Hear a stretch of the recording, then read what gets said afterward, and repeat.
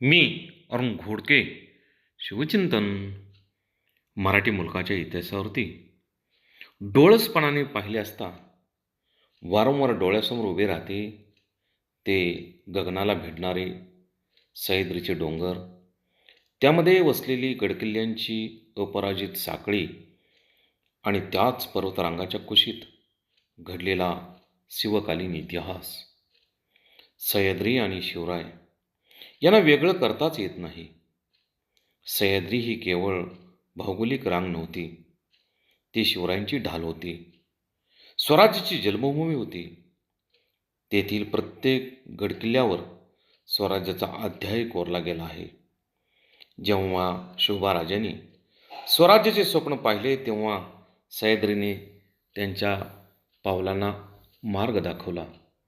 क्षणाक्षणाला तो मूक सह्याद्री साक्षीदार बनला. याच गडकिल्ल्यांनी स्वाभिमान आणि अस्मिता प्रदान केली.